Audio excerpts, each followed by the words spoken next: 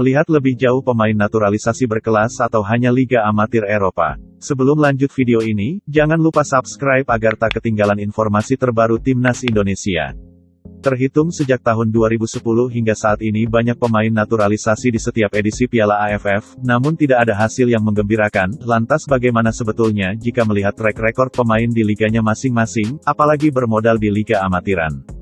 Tim nasional Indonesia berpotensi diperkuat 5 pemain naturalisasi di Piala AFF 2020. Mereka ialah Kevin Dix, Sandy Walsh, Jordi Amat, Victor Igbonevo dan Ezra Walian.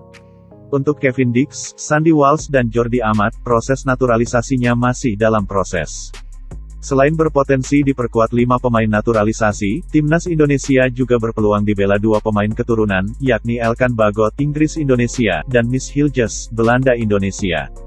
Kedua nama di atas tak perlu melalui proses naturalisasi karena belum pernah membela tim nasional kelompok umur negara lain.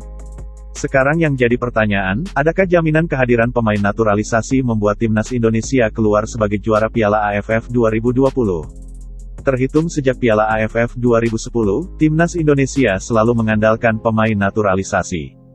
Di Piala AFF 2010 ada Christian Gonzalez. Kemudian pada Piala AFF 2012 ada Rafael Maitimo, Tony Castle dan John van Bekkering. Kemudian pada Piala AFF 2014 ada Christian Gonzalez, Sergio Van Dijk dan Victor Igbonevo. Selanjutnya di Piala AFF 2016 dan 2018 ada Stefano Lillipali. Sayangnya, di 5 edisi tersebut Timnas Indonesia tak pernah keluar sebagai juara. Prestasi terbaik ialah menembus final pada Piala AFF 2010 dan 2016.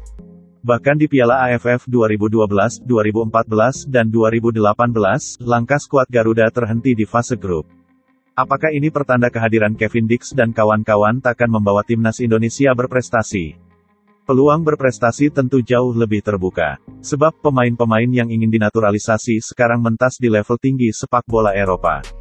Jordi Amat dan Sandy Walsh turun di kasta teratas Liga Belgia. Sementara Kevin Dix mentas bersama klub asal Denmark yang kerap tampil di Liga Champions, FC Copenhagen.